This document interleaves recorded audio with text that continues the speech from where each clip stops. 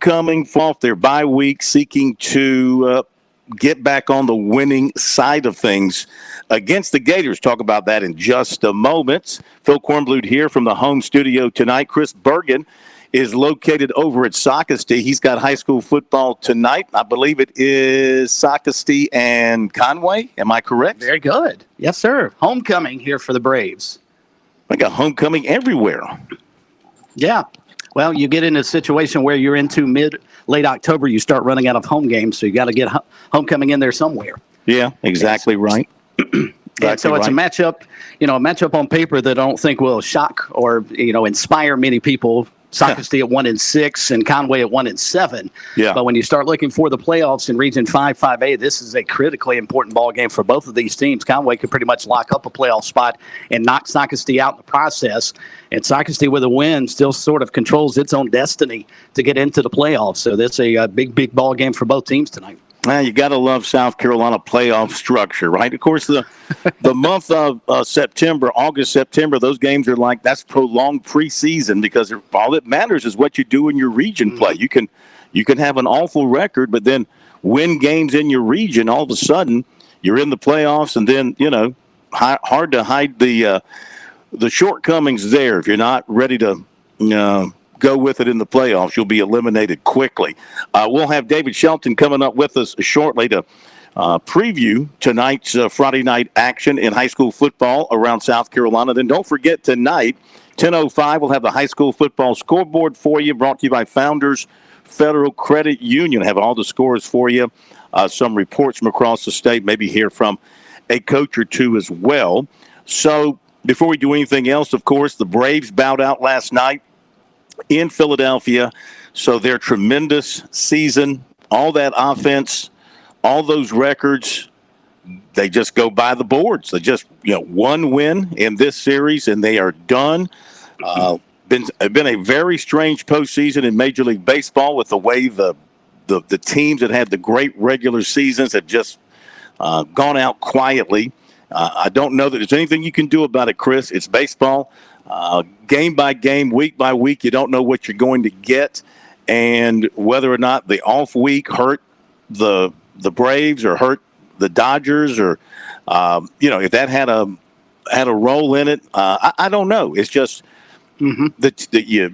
baseball is either you play better than the other team, you pitch better, you get the timely hits, or you don't. And the Braves bats were just put to sleep by Phillies pitching for the most part in this series. Baseball is a game of repetition. It's a game of consistency, and I think the week off clearly had an effect on the Braves. They tried to do everything they could to at least simulate a normal week for them. They had those inter-squad scrimmages this past week. Obviously, they didn't help them. But, the one thing about baseball in terms of its postseason, I think Mike Morgan brought up an interesting point last night. I doubt the higher-ups at Major League Baseball will go this route, but I kind of liked his idea about if you win, if you're the number 1 or number 2 seed, you host all the games of the divisional series, all 5, all 4, all 3, whatever the case may be. You host all of those at your place. It will cut down on travel and certainly benefit and I think reward having an outstanding regular season. There should be some benefit, Phil, to winning 100-plus games, winning your division by 14 games over the team that you faced and ultimately knocked you out in the playoffs. There should be some benefit to the Braves and Dodgers for doing what they did during the regular season, or the Orioles. There should be something to that, but Major League Baseball doesn't allow that to happen because of the current format. I will say this, though, and I heard an interesting counter-argument to that. No one was complaining in the NBA playoffs when the Miami Heat went all the way to the finals as an 8 seed. So, and we do enjoy Cinderella, I think, the first round or two of the NCAA tournament. Then we want to see the Blue Bloods when you get into the Sweet 16 and beyond. So there is some history there for teams that do well, that don't do well in the postseason. The Braves probably have written that as much as anybody. I mean, you look back at all those great teams they had in the 90s, they were built for regular season success, not built for postseason success. And that's something that has hampered the Braves over the years. And this team should be playing in the World Series, but they're not. And I don't know if it's Major League Baseball's problem, or maybe that's something that the Atlanta Braves need to internally research and figure out why they don't perform as well in October as they do from, say, April to September. Yeah, just hard to figure out. Just hard to figure out how a team with all that offense, with those bats, just went deadly silent in this series. I mean, I know Philly's pitching is good, and they were great, and they had the home runs. They hit the long ball. Of course, the Braves had one great defensive play that saved them, but so did the Phillies. The Phillies had a great defensive play last night. So, this goes to show you with baseball, you just can't figure it out. Sometimes it'll fool you. Just when you think you got something figured out with it, something different will happen. So we say goodbye to the Braves. So we have the championship series now set up: Arizona and Philadelphia, and Houston and Texas. I think Houston and Texas got a chance to be a very intriguing American League Championship series with all that offense, and looking forward to seeing how Jordan Montgomery handles being in this ALCS setting. He was with the Yankees in the past, so he's been there before.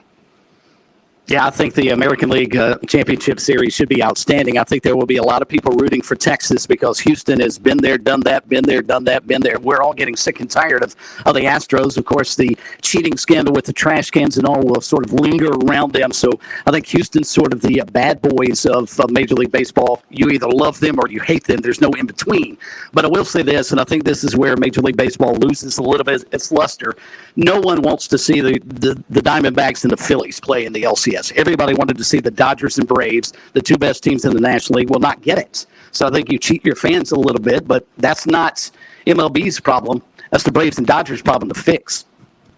Well, I mean, look, if you love baseball, you're going to watch it. Sure. You can't always have the marquee teams in the LCS in the World Series. It's, the strength of your sport, and will you attract the fan regardless of who is in there? I mean, people definitely don't mind watching the Super Bowl when you don't have marquee teams in there. When the Panthers played in there, for example, they still drew their tremendous audience. So, this is a challenge for Major League Baseball, and it will be interesting to see what the TV numbers look like from these two LCS series coming up.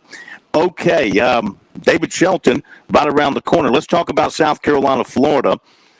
And go ahead and get your predictions, and I'll tell you mine on that one as well. We'll have the other predictions coming up. We've got just the governor tonight, the general. He's on vacation this week down in Florida, so he has taken off. I've got his picks, so we'll share those, but we'll just have the governor on with us live tonight. And, of course, Lee Sterling with his Sterling picks at 7:05. But I tell you what, I have wrestled with this Florida-South Carolina thing. And, of course, when it's a 2-point game and you're the home favorite and you're favored by 2, Vegas thinks it's going to be a close ball game. And, it certainly could be a close ball game, though they haven't been. South Carolina has more than Florida in recent years. Florida built a big early lead in the series, and the Gamecocks have pretty much matched them game for game. In Columbia, the Gamecocks have won 4 of the last 6.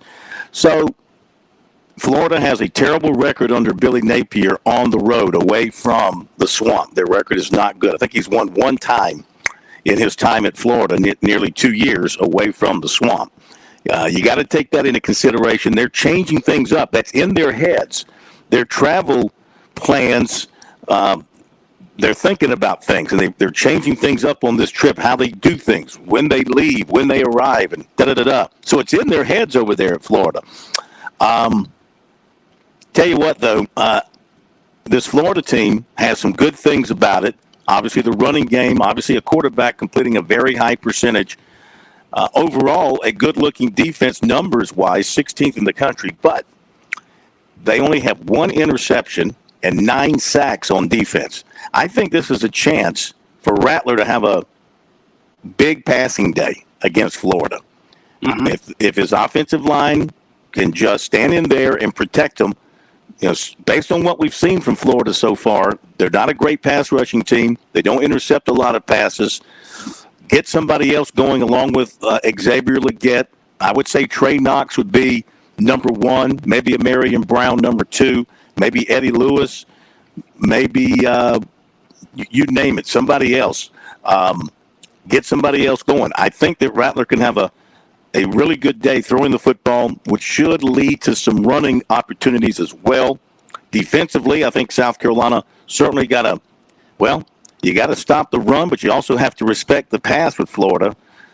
Difficult situation there. I'm still with the home field with 2 weeks to get ready, being a little bit healthier, with what I think is going to be a good passing day for Rattler. I'm going to go with the Gamecocks in this one, laying the 2 points. I think it'll be a close one, but I'm going to take South Carolina in not a real high-scoring game because they don't score a whole heck of a lot of points, but I'll go with the Gamecocks 31-28 to cover in this thing. 3 points, 31-28 over Florida. What you got?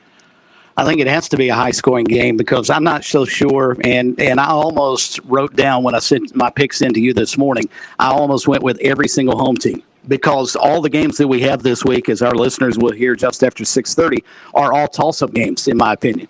And I think the home field may play a huge factor in all of that. And about the time I hit send, I got to thinking about Clayton White and the USC defense again. And so I changed my mind and went to Florida. South Carolina's got to show me that they have improved defensively, especially against the run. And if ETN is healthy enough to join the other running back there, they've got 2 good running backs in the backfield for Florida.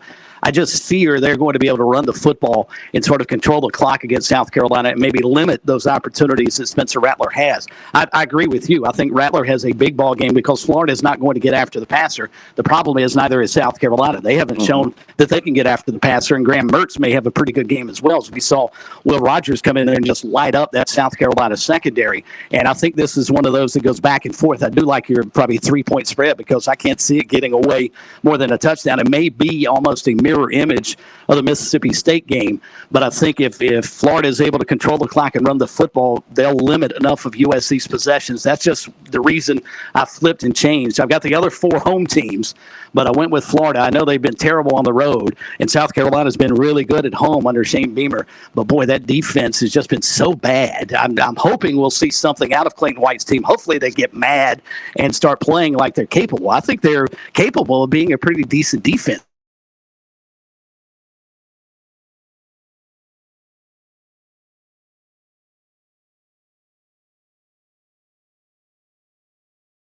Zone. Hopefully that starts for them tomorrow. Yeah, good point. Good point. Pat, you had something you wanted to add about Florida and their road troubles? That's right. Just a bit more in-depth numbers, which I know you like to call nerdy, but hey, I like stats. So under Napier, they are 1-7 on the road, the Gators. They're averaging only 23 points a game. They're allowing 33.4 points per game. Third down conversion percentage is sitting at around 33%. But what is most troubling to me, if you're looking at all of those 8 games, the Gators are averaging 9.3 penalties per game. For whatever reason, they just are not well disciplined on the road. Whereas at home, they average just about a little bit above half of that, just over 5. But on the road, over 9 penalties a game, resulting in an average of 66 yards per game. Also, of those 7 losses, 4 of them have been double-digit. 3 of them, they've scored under 25 points while allowing over 30 in 6 of those games. Just has not been good for them on the road for whatever reason. And as you mentioned, he did kind of tweak around some of the things that he mentioned. Billy Napier mentioned that the Gators are going to get to the stadium earlier on game day. They're going to try to get guys in bed a little bit earlier the night before the game. They're going to try to kind of, in his words, relax everything a little bit on the road. He thinks that maybe they've been a little too strict on the road, whereas I would think from these numbers, especially with the penalties, maybe they've been a little too loosey-goosey, but has not been good. But I'm with you guys. I just want to see a good game. Look at the last 2 years. Last year down in Gainesville, the Gators won 38-6. 2 years ago in Columbia, the Gamecocks won 40-17. I think a lot of fans out there would just maybe like to see a close game. I think USC fans they want to see a blowout at home, don't you? Fair point. Don't you think the Gamecocks want to? Don't you think the Gamecocks want to? The Gamecock fans want to see them roll them up in Columbia? Absolutely. So maybe it's just us. Maybe we just want to see a close game. Well, for South Carolina, and let's go ahead and get David Shelston on the line, Pat, if you would. For South Carolina, this is a huge game. This is a monumental game for this season. I think it goes without saying because coming off 2 weeks and coming off a loss, 2-3 record, you're going to have your number 1 quarterback target in the 25 class in the stands, along with many other top prospects and a full house and homecoming and the state fair and all that. You got a chance here to turn your season back in the right direction, and you need to because you got two very difficult road trips coming up. Lose this game, you're 2-4. It's very possible you come back home at 2-6, needing to sweep November just to get to 500. You don't want to be in that position if you're Shane Beamer.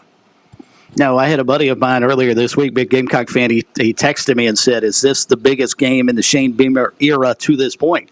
And I said, I think absolutely so, because what he has established thus far, you don't want to take a step or two back down the mountain because it's a tough climb. And they are headed in the right direction under Beamer. There's no question about that. They've gotten better each season. Now, for whatever reason, it's that third year of USC coaching that always seems to take a step back or two. This would be a major step back, I think, if they lose tomorrow. This is one they've got to have because I agree with you, Phil. As bad as Florida has been on the road, South Carolina's been just as bad, and you just wonder if they could go pick one or two wins out of Missouri and Texas A&M away from home and then come back. If they don't and they lose tomorrow, as you pointed out, then they would have to sweep November, and that would mean having to beat Clemson at home to be bowl eligible. I think you'd enjoy beating Clemson at home, but you don't want to have it come down to that whether you play in the postseason. Beating Clemson, those are odds I don't think you want to have to ride if you're the Gamecocks. I agree. Let's turn our attention to the high school scene tonight. We'll get back to the college scene coming up. Benedict won last night. They remain undefeated. Turn our attention to the high schools. Oh, yeah. Welcome in David Shelton of the High School Sports Report, the Charleston Post and Courier.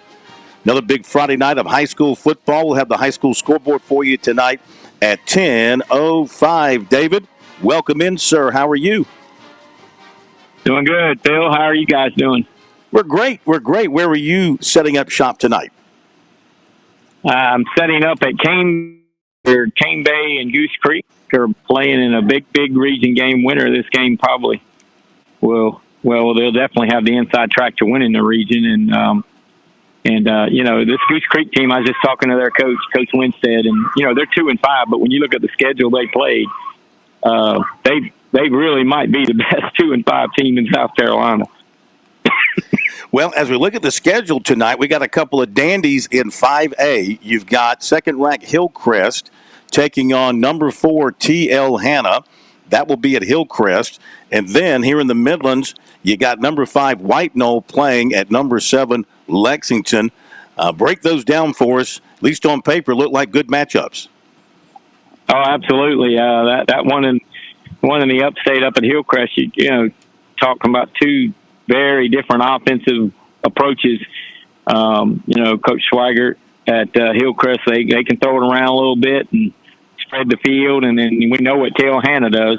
T.L. Hanna's had some issues on defense a couple times. They've won games, but their defense has not been dominant. And, it's going to come down to, there'll be some points scored for sure. And it's going to just come down to which team can maybe get a stop at the end. It may come down to the last possession type game over there. And the White Knoll Lexington, that's going to be a slobber knocker. That's going to be a defensive bout. I think White Knoll playing with a lot of confidence right now. They beat Dutch Fort, got that monkey off their back, but Lexington's good enough to beat them. So if they don't show up, they could definitely take a loss. But that's going to be a very interesting game to watch to kind of see which team can kind of establish themselves offensively, because both of them are pretty good on defense. Mm-hmm. Dutch Fork won big last night against Chapin. Let's go to 4A. How about this one? Myrtle Beach come all the way back from that season-opening loss. Now 6-1, ranked number 9, will play at top-ranked South Florence. And also, I think in the 4A ranks tonight, got to look at York and Northwestern. York number 10, 6-1. Northwestern ranked number 2, and they're 6-1 as well. A couple of good matchups there in 4A to look at. Yeah, this was York's. This is the biggest game York has played all year. The Northwestern will be the best team they played. And, and South Florence will be the best team Myrtle Beach has played. Myrtle Beach has done a great job rebounding from that loss to Camden to open the season. But this is a real tough task tonight. South Florence is for real and clearly the number 1 team in 4A. A lot of good teams in 4A. But, the Irmos James Islands and people like that. But South Florence is going to be a handful for Myrtle Beach tonight. All right. How about 3A? We got Dillon, ranked number 3. They're playing at Manning, 7-0, ranked number 10. What about the Monarchs? What makes them 7-0? Did they do that against a weaker schedule, or are they legitimate 7-0? Yeah, I mean, you win 7 games, you've obviously done something right. Reggie Kennedy, kind of rebuilt that program. But this is their toughest task. I mean, Dillon's the best team they played. But if they can beat Dillon, they will definitely, you'll see them jump in the rankings, and you'll also have to consider them a legitimate team. But they got to beat Dillon first, because Dillon is Dillon, we all know. Yeah. And this is the kind of game that Dillon will rise to the occasion. They look out for these games, and you think you got a chance, and then they turn around, they break your heart. 2A, Gray Collegiate supposed to play Newberry tonight. Of course, that's a forfeit by Newberry. So what's Gray Collegiate done, David? They've gone and scheduled IMG Academy down in Bradenton, Florida tonight. Yeah, I thought. Well, they're not playing tonight, are they? I thought they were playing next week. No, I thought it was tonight. I thought maybe next week. Oh, well, let me double check. I could be wrong on that. I thought it was the 19th, but whatever.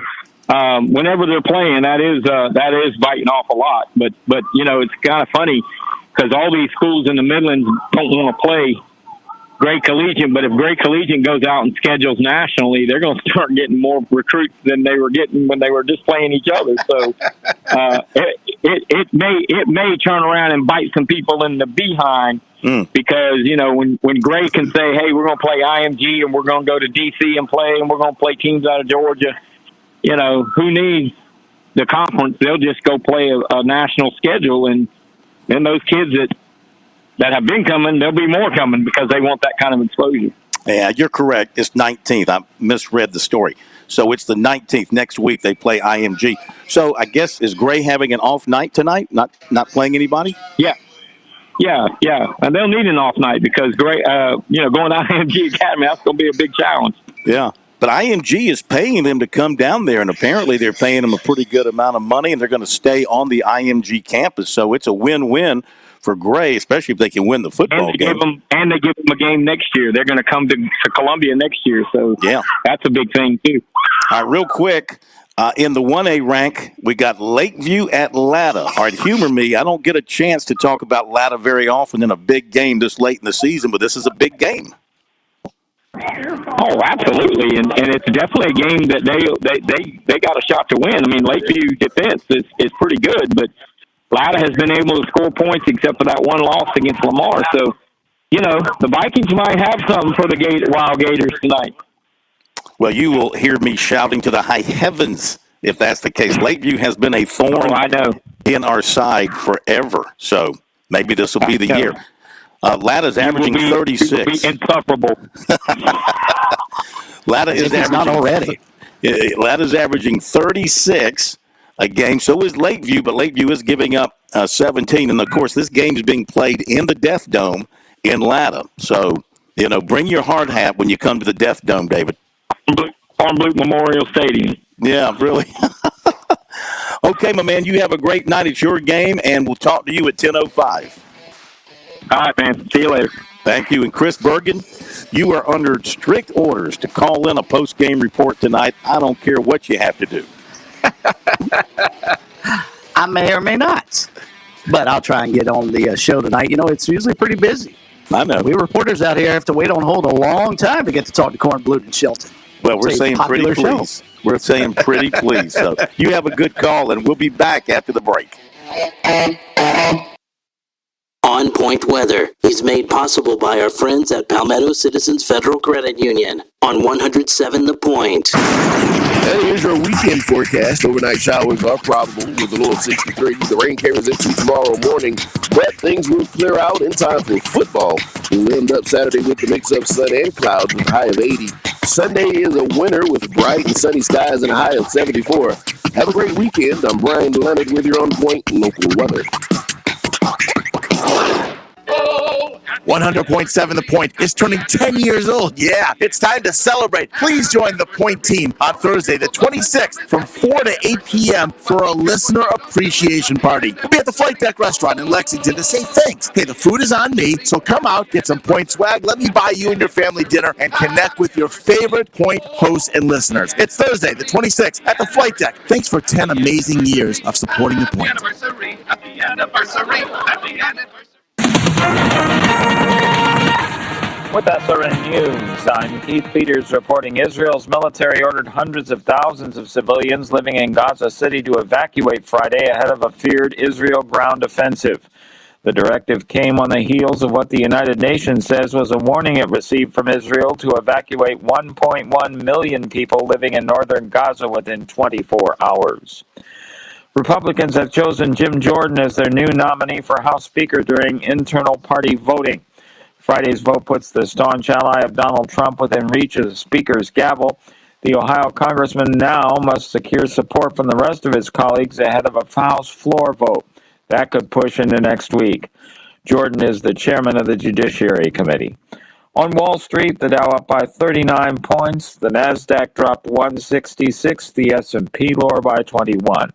More at townhall.com.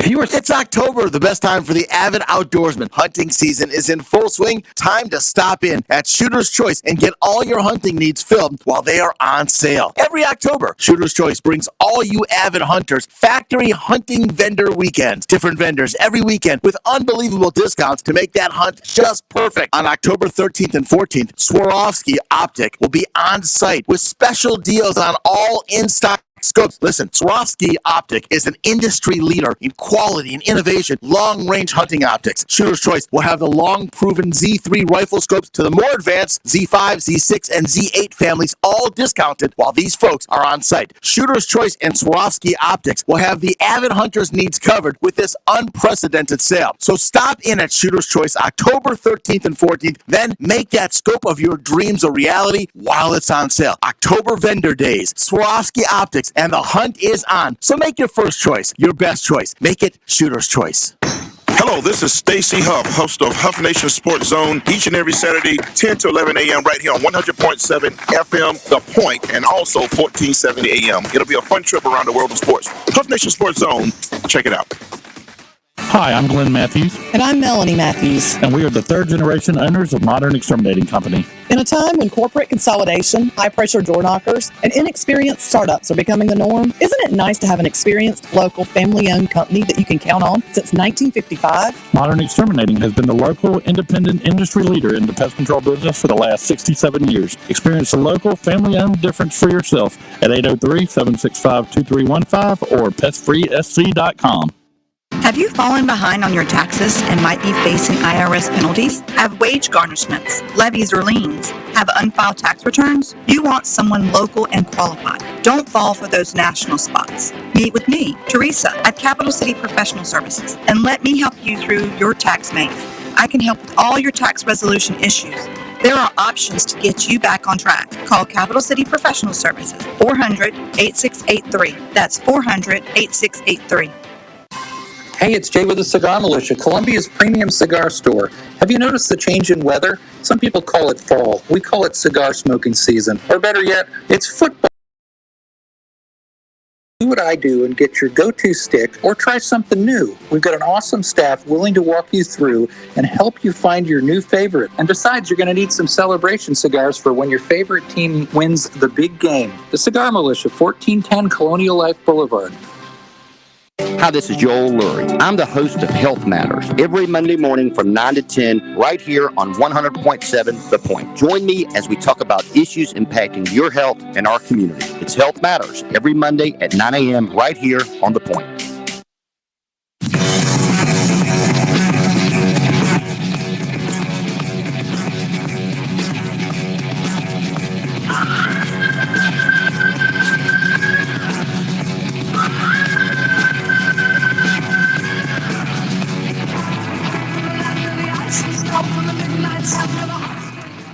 We are back on Sports Talk on this Founders Federal Football Friday night here in South Carolina. Great to have you with us. Phil Kornblut, Pat Daniel, Chris Bergen has left to take care of the call on SportsTalkSC and Conway tonight.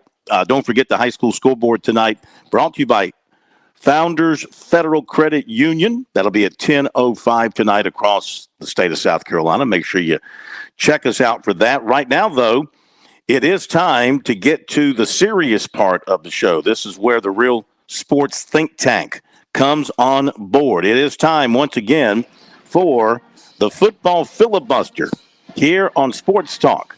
Now, last week, Governor Hodges took off on vacation somewhere. He wasn't with us. Tonight, Attorney General Alan Wilson has decided to hit the road for vacation, and he is not with us. Who says you guys can go on vacation during football season? That is not in your contracts. Anyway, we've got the governor with us, and I've got the picks for the general. Maybe he was embarrassed by his 1-4 week that dropped him to 12-18. The governor, 2-3 last week. He is 500. He is average 15-15. But he is with us tonight. Governor, great to have you back on the program. How are you? Hey, Phil. How are you? Glad to be back here in South Carolina. Yes, sir. Now, where were you last week? I was in Venice, Italy, which sort of reminds me of Lada, but with more water. Wait a minute now. You've never been down to the banks of Buck Swamp outside of Lada if you want to see some beautiful water. Yeah, I have seen it. I have. That's why it reminded me of Lada. They talk a little different, they feel. A little different than they do in Lada. Well, tell me about the trip. I mean, what was it? Was it business, pleasure? What'd you do? It was pleasure. Actually, we visited a friend of ours who is ambassador to Slovenia and did that for a couple of days. And that's up above Italy, and then went down to Venice for 3 days. We had a great time. Got back last night, and excited to be back in the Carolinas. And so you did the navigation on the boats and everything through the city, through the streets. I guess are they called streets? What do they call them? Canals? Canals, yeah, canals. Yeah, we did. Well, we did a number of boat trips. Actually, it's one of the more unusual things. You actually take a boat out to the airport too. They have a landing dock there. So everything's done by boat. Yeah, that is too funny. How was the food? Most importantly, how was the food? The food was terrific. I mean, it's just a really unique place, and the food was very good. The weather was terrific, and people were very nice. Okay. Well, I hope you got a chance to do a little homework on your picks this week. Not enough. Last week, Alan had a tough week. I wasn't much better, but I'll be ready this week. Looking forward to a strong week. Okay. Well, I tell you what, we'll do the same thing with you that we did with him last week, and that is we'll let you give your pick, and then I'll tell you what his pick is, and we'll go from there. So, 2-3 last week for you. You're 15-15. He was 1-4. He is 12-18. So let's begin. A lot of good football, I think, in North Carolina this weekend up on Tobacco Road. Got a couple of good ball games, couple of good matchups. You got NC State at Duke, and Duke is favored at home by 3.5 there. Governor, what do you think? This is a hard one for me. I think I'm going to take Duke because they're at home. I mean, I could see this being a field goal game, but give me Duke. I think it's more likely Duke will win by 6 or 7. I still like their defense, and maybe they should have beaten Notre Dame. They had Notre Dame. Notre Dame scored late. Maybe they should have won that one. That would have really added to the prestige of this particular game and what Duke is doing. The General's taking Duke as well, so you both have Duke. So we go to Miami at North Carolina, and North Carolina is favored by 3.5. Miami, of course, coming off. It was a stupid Saturday all around college football, and Miami led the way for sure. So are they going to recover from that? North Carolina, who's been playing some really good football, and Drake May's been throwing the ball like you expect, will they hold service at home? What do you think? Well, first of all, I'm going to ask you a trivia question that you and I will know, and maybe some of your listeners. But you remember the infamous Joe Pasaric play when the Jets played the Giants and the Eagles? When Herman, that reminded me of that sort of play that they had that game that cost. You remember it? Yeah, and if I'm not mistaken, did that not lead to the creation of taking a knee with your teammates huddling around you like they do now? I don't think that had been done until you had that famous fumble. I think that's right. They fumbled, and Herm Edwards picked it up, and he might have either ran it in for a score or they scored, but they were trying to run the clock out. But so sorry to digress on that. That's okay. I think that was really and he's done that twice. I mean, Cristobal's done that more than once, which shows it's more than just one simple error. I think North Carolina is going to win this. I mean, Drake. It gets back to the quarterback in these games, and Drake May's just exceptional. They're playing at home, and I think Miami still has a ways to go. So I'll take North Carolina. All right, and so is the general. So you agree on Tobacco Road. Let's go to Missouri at Kentucky. Both teams taking really tough losses last week. Missouri blowing a nice lead at home to LSU, and Kentucky just getting hammered at Georgia. And Kentucky's favored by 2.5. Well, I was talking to a client of mine that's in Columbia, Missouri today, big Mizzou fan. This is the first game, I believe, of any significance that Missouri's played on the road this year, which I think has made a huge difference. Neither of them played well last week. Kentucky was embarrassed, so I think I'm going to take Kentucky. You want Kentucky? Okay. He's taking Kentucky as well. So he didn't give any reasons for his picks. He just gave me the pick. So you're both taking Kentucky. Let's see if we can get a difference of opinion here. It's Texas A&M at Tennessee. Tennessee is favored by 3 against the Aggies here. Playing at home, Tennessee favored by 3. What do you think? I think the sands of time are running out on Jimbo Fisher. I think they're growing impatient with where Fisher is at Texas A&M. I'm going to take Tennessee. Okay, you differ there. He's taking Texas A&M for some reason. I don't know what his thinking is, but he's taking Texas A&M. Maybe he believes in Max Johnson and the fact that they can go on the road and win in a tough place. I don't know, but that's what he's got. So we'll give him A&M, and you've got Tennessee. And let's go to Florida and the Gamecocks. And the Gamecocks, they've had 2 weeks to get ready. Florida's coming off a win over Vanderbilt. They have some strengths. They have some weaknesses. The Gamecocks have some strengths. They have their weaknesses, but they are favored by 2 at home. And, by the way, Shane Beamer is 2-0 in games after open date. 2 years ago, they beat Florida in Columbia. Last year, they beat Texas A&M in Columbia. They're in Columbia after their open date, favored by 2. What do you think? I think Carolina's going to win this by at least a touchdown. And there are a couple things that are significant here. I think, first of all, Carolina is a better team than we were last year. I really believe that. Quarterback's playing very well. I think they'll get some of the issues fixed on defense. And Rattler's is playing quite well. Florida is a bad road team. They've just not played well on the road. They play pretty well at home. So I think Carolina's going to win.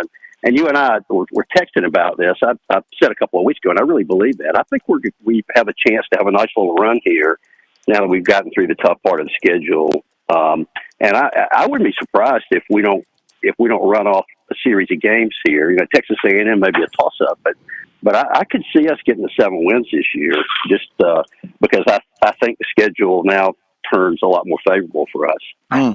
So, I think Carolina's going to win. I think we're going to win by at least 6 points. Yeah, okay, but you feel like they got to win if you're going to do what you're talking about. They got to win tomorrow because they go on the road. And say what you will about Missouri, Texas A&M, for the Gamecocks on the road at those 2 places, that road hasn't been kind. So it would be in their best interest if they're going to have a 7 or 8 win season. Be in their best interest to get one tomorrow for sure. That's right. I mean, I think you're absolutely right. It wouldn't stun me if we won at A&M and at Missouri, but I think we'll win 1 or 2. I think it's probably Missouri because, again, I think Missouri took us out last year and we should have won. And I think we're a better team. But I see us getting to 7, and I think the Clemson game's going to be, in my mind, a toss-up. And we're playing at home, so that's one that could go our way as well. Okay, so as I look at this, and by the way, the General took USC as well, of course. So as I look at this, the only difference is Tennessee and Texas A&M. Is there anything that you would like to amend on your side? He has to stick with his because he's not with us. Is there anything you would like to amend on your side? Don't think so. This has been an interesting season. A lot of surprises and a lot more parity. Don't you think? I mean, I've not seen a team out there, including Georgia, that's looked unbeatable. And it wouldn't stun me any week to see any of the top teams lose if the matchup's right. This is a fun season, but it's a lot more unpredictable than some have been in the past. All right, so you're going to stick with the Gamecocks, Tennessee, Kentucky, North Carolina, and Puke. And he's got the Gamecocks, A&M, Kentucky, North Carolina, Puke. So we'll see what happens. One thing, you will go to bed tonight knowing that when you wake up on Sunday, you'll still have the lead in this competition. You can rest easy. Let me tell you, I'll be clutching that corn cup tonight and feeling comfortable sleeping, knowing that it's still there. Okay. Okay, there, Governor. You have fun clutching the corn cup. That has put many a person to sleep at night. I can promise you that. You have a great weekend. You're going to make it over to the state fair. Do you still go to the fair? Does the governor go to the fair? Oh, yeah. I maybe when I get back. I've actually had to drive tonight, and I'm coming back Sunday morning. So I'm going to have to watch the game. I've given my tickets up, and I'm going to be watching the game on TV. Well, you enjoy, and we'll talk to you next week. Yep. Thank you so much. All right. Great. See ya. Yeah, take care. Okay, there you go. That's Governor Jim Hodges, one of the all-time greats in South Carolina, and the picks of Attorney General Alan Wilson. So the governor protecting a 3-game lead. There's only a 1-pick difference between them, so he'll be safe going through the weekend. So I tell you what, let's hit the break, and when we come back, we'll go over the picks of our esteemed Sports Talk Pick'em Challenge panel, let you know more about what we think on things. Get you ready for Lee Sterling a little bit after 7 o'clock with the Sterling picks. We got recruiting coming up, a lot of interesting recruiting stuff, as you might imagine, going into the weekend. We'll bring that to you. Jeff Owens on NASCAR, and, of course, George Bryan, Robbie Thames with birdies, bogeys, and biceps around South Carolina. Be back in just a moment. Touchstone Energy Cooperative members save more on electricity, and members save more on insurance, groceries, healthcare, restaurants, travel, concerts, and sporting events through Co-op Connections. Touchstone Energy is an alliance of the member-owned electric cooperatives, and as a member, the power is yours. Experience the power of Co-op membership with Touchstone Energy and find out how much you can save on electricity and a whole lot more at touchstoneenergy.com. This year's Carolina and Clemson Jackpot $5 scratch-off tickets give you a chance to win up to $200,000, whether you're a Gamecock or a Tiger. It's Palmetto Series time, so show your school spirit, feel that team pride, and get your tickets for a chance to win up to $200,000. Yeah, baby! As you know, in this state, winning the Palmetto Series does matter that much. See SCEducationLottery.com for odds and details. South Carolinians, this message is for you, whether you or a loved one are about to receive Medicare or want to improve your current Medicare situation. Brian Spencer of Palmetto Medicare is the guy for you. This is Mike Morgan, and I've known Brian for over 20 years. He started Palmetto Medicare in 2005, and here's what I can tell you about Brian. He's not the best-looking guy in the world. He's not a poet. He's not a very good golfer. He can't sing at all, not even in the shower. All of this is true. But here's what else I can tell you about Brian Spencer. There's no one I would trust more with that all-important decision of who will handle your Medicare benefits. Palmetto Medicare is local, specific, and native to the Palmetto State. Any and all plans in South Carolina are available through Palmetto Medicare, and they offer a free annual Medicare and prescription review. So with that in mind, there's just one phone call to make, 803-960-9484, 803-960-9484. Let Brian Spencer do the one thing he is good at, helping people with all their Medicare needs. Football season is upon us, and that means Columbia is welcoming fans from around the corner and across the country. No matter where you're from, Gamecocks love coming together for game day energy that can only be found in South Carolina's capital city. Book hotel rooms, find pre- and post-game activities, and plan your tailgate spread with local favorites from pimento cheese to barbecue at experiencecolumbiasc.com. We'll see you soon, and go Gamecocks! If an insurance company is there to sell you insurance, shouldn't it also be there to service it with real people? At Farm Bureau Insurance, we're here to help with experienced agents ready to provide personal service when you need it most. Call today for your free no-obligation review for auto, home, and life insurance that's custom-tailored just for you. Whether it's home, auto, or life insurance, Buddy Bridges and Farm Bureau Insurance have the right policy for you. Call Buddy today in Lawrence County at 864-923-2174. South Carolina Farm Bureau Mutual Insurance Company, Southern Farm Bureau Casualty Insurance Company, Southern Farm Bureau Life Insurance Company, Jackson, Mississippi. South Carolina's taste buds have spoken, and they're asking for beef. There are more than 7,800 farms raising cattle from pasture to plate in the Palmetto State. So whether it's steaks on the grill before the big game, sirloin medallions plated for date night, or burgers with a family, make sure beef is a part of your playbook this football season. Smoked, grilled, and slow roasted. Find the best way to enjoy your beef at sccattle.org. Beef, it's what's for dinner in South Carolina. Funded by the South Carolina Beef Council, part of the Beef Checkoff Program. Hi, it's Phil Kornblut of the Sports Talk Media Network. We love our high school football in South Carolina, and we love bringing you the scores every Friday night. From 10 to midnight, we check in on every region across the state with live reports and coaches' interviews. So whether you're in your car after a game or lounging in your den, be sure to dial up the Founders Federal High School scoreboard Friday nights right here on the Sports Talk Media Network.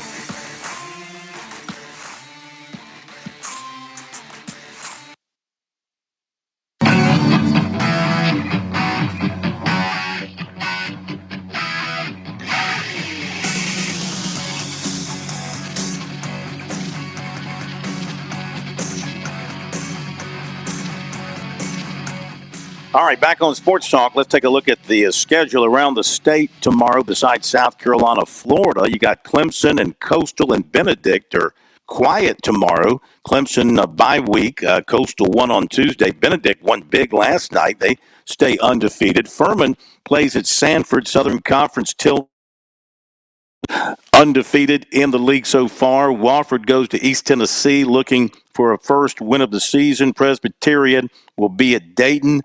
South Carolina State, winners of two straight, hosting Tennessee Tech. Charleston Southern will host Lindenwood. Newberry, losers of two straight, hosting Catawba. The Citadel seeking a first win.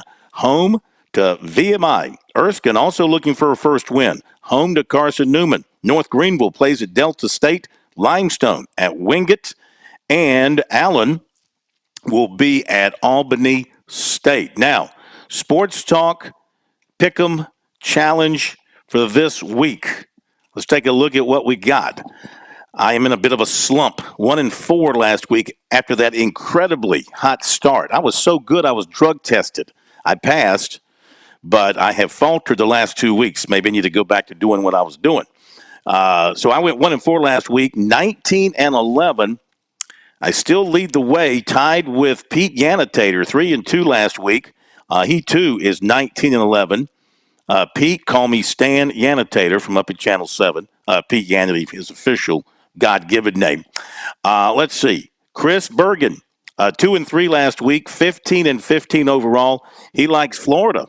He likes Tennessee. He likes Kentucky, North Carolina, and Duke. Dr. Rick Sanford, Rick, number 25, All-American, number 1 draft pick. He's all of that. Guy's got more nicknames than anybody I know. 2-3 last week. He's 16-14, 3 off the lead. USC he likes. He likes Tennessee, Kentucky, North Carolina, Duke. Matt Smitty Smith, 2-3 last week, 16-14. He's at the hip with Dr. Rick, but he likes the Gators, and he likes Tennessee. He likes Kentucky. He likes North Carolina, and he likes Duke. Kevin Gatorboy Cohen, don't let him fool you. Don't let him fool you. He might talk Gamecocks, but Gators are in his blood, just like anything in Detroit. 3-2 last week. He is 18-12. He's a game back of the lead. He likes the Gamecocks. He does. He likes Tennessee, Kentucky, North Carolina, and Duke. Teddy, I'm so handsome and sexy Hefner. 2-3 last week, 15-15 overall. Let's speak here. He's got Florida. He's got Texas A&M. He's got Missouri. He's got Miami, and he's got Duke. Allen, the bad boy of Sports Talk Radio, Smothers, 3-2 last week, 11-19. He is sitting in the basement, and he is going with the Gamecocks. He's going with A&M. He's going with Kentucky. He's going with Miami. He's going with Duke. All right, then we've got Gentleman Jim Corbett, attorney for the Stars and everybody else. A big 4-1 last week, 15-15. He's taking the Gamecocks. He's taking Tennessee. He's taking Kentucky, North Carolina, and he's taking Duke.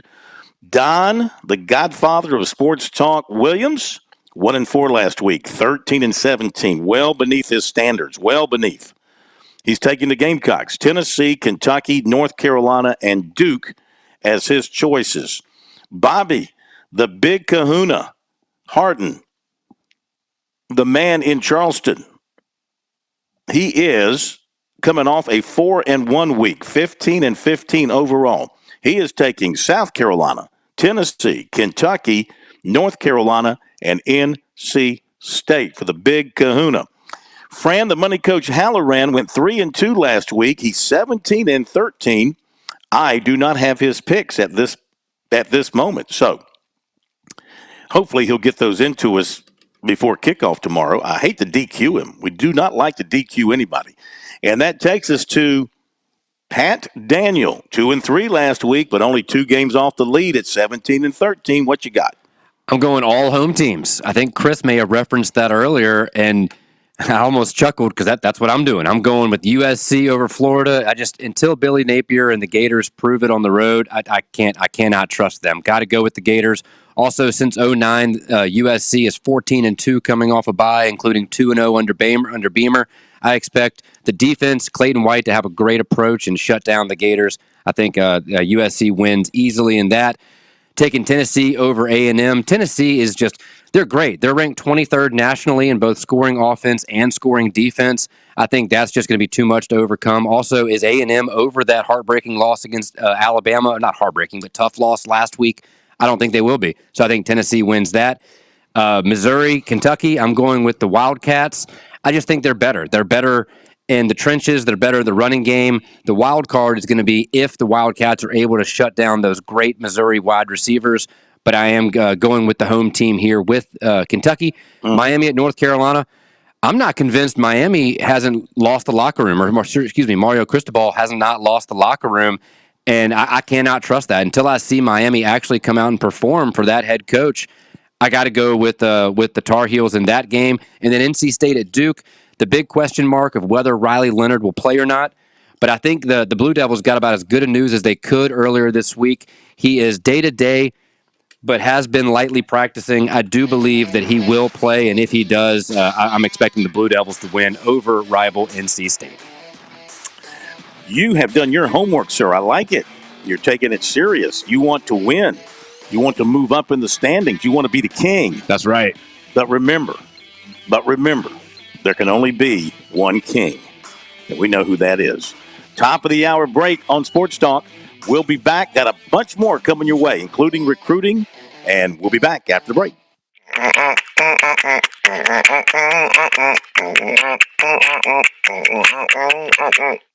Someone will be right with you. The Point.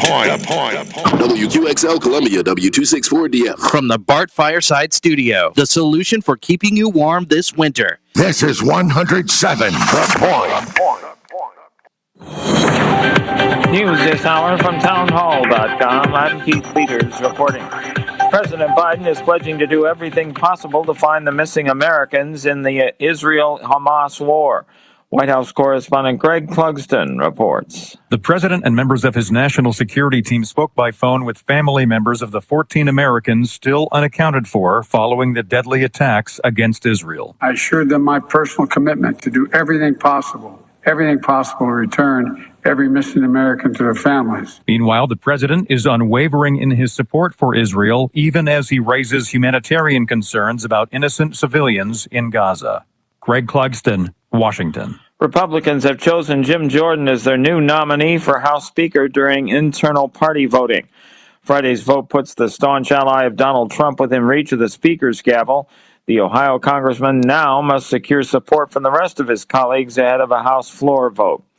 The head of the United Auto Workers says they're taking a new approach in their strike against the big three automakers. Correspondent Shelley Adler reports. Some 4 weeks into the work action, UAW President Shawn Fain says he's changing things up. We're entering a new phase of this fight. We're done waiting until Fridays to escalate our strike. So he told workers in a live video appearance that the company started gaming the system, waiting until Fridays to make progress in bargaining. Today, we're not announcing expansion of our strike, but we are prepared at any time to call on more locals to stand up and walk out. Fain said the union is still bargaining hard with GM and Jeep maker Stellantis, but he criticized Ford, which said Thursday that it had reached the limit in how much money it would spend to settle the strike. I'm Shelley Adler. On Wall Street, the Dow up by 39 points, the Nasdaq dropped 166, the S&P 500 lower by 21.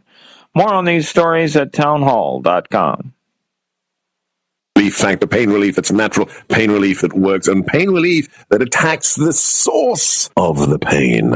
That's the experience of tens of thousands of Americans who are taking Relief Factor right now. See their incredible video endorsements at relieffactor.com and then order your 3-week quick starter pack for just $19.95. That's less than $1 a day. Find out if it can work for you like it works for me by ordering your 3-week quick starter pack today. Relieffactor.com, relieffactor.com. Be the next success story. Attention, your money is now controlled by the U.S. government. Picture a world where your every purchase is monitored, tracked, and controlled by those in power to suppress the freedoms of those they see fit. My name is Jason Hansen. I become very focused on the impending rollout of the central bank digital currency. I partnered with Advantage Gold to offer you a solution. Claim your free gold protection kit from Advantage Gold. Call 800-900-8000. That's 800-900-8000.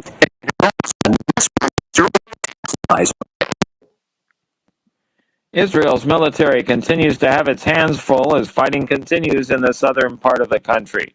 We hear the latest from the Media Line's Felice Friedson. After 6 days of intensive and nonstop retaliatory bombing by Israel's Air Force, Hamas operatives were still able to launch a barrage of missiles at the central and southern portions of the country on Friday. At about midday, a home in the coastal city of Ashkelon sustained considerable damage, but no casualties from a direct rocket hit. Other towns were targeted, but caused no damage or injuries. In a reference to the Hamas atrocities, visiting U.S. Defense Secretary Lloyd Austin told Prime Minister Netanyahu that he had been charged with managing the American campaign against the Islamic State, but that this is worse than what I saw with ISIS. I'm Felice Friedson, Town Hall News, Jerusalem. News and analysis at themedialine.org and townhall.com. I'm Keith Peters.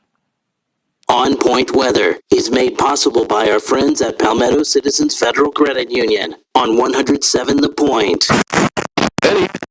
Forecast, overnight showers are probable with a low of 63. The rain carries into tomorrow morning.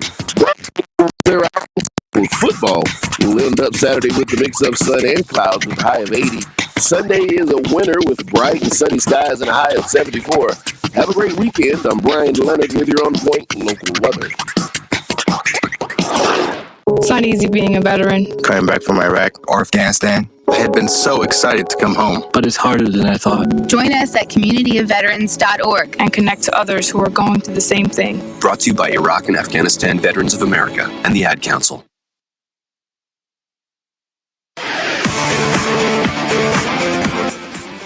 Welcome back to Sports Talk on the Sports Talk Media Network. You can reach the guys with the South Carolina Education Lottery lucky number, 888-898-2525. That's 888-898-2525. Now back to Phil, Chris, and Pat with the second hour of Sports Talk on the Sports Talk Media Network.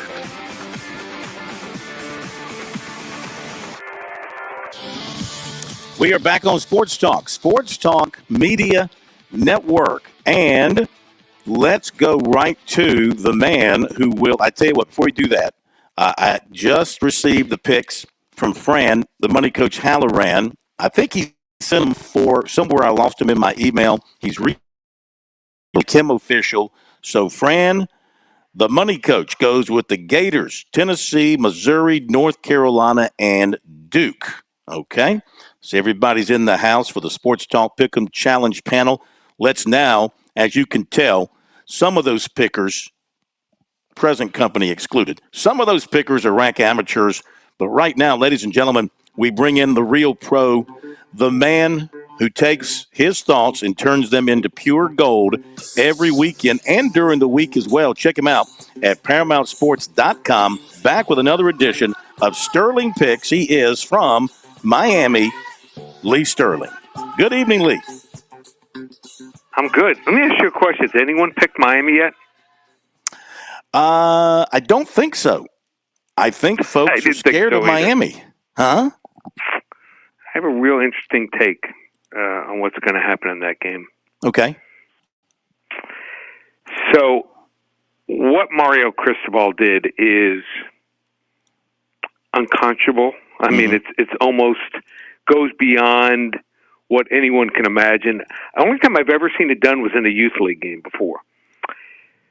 So, it boggles the mind that no one on the staff said anything, that maybe even the worst part of the whole thing was he didn't realize it probably until 30 minutes after he hit the locker room.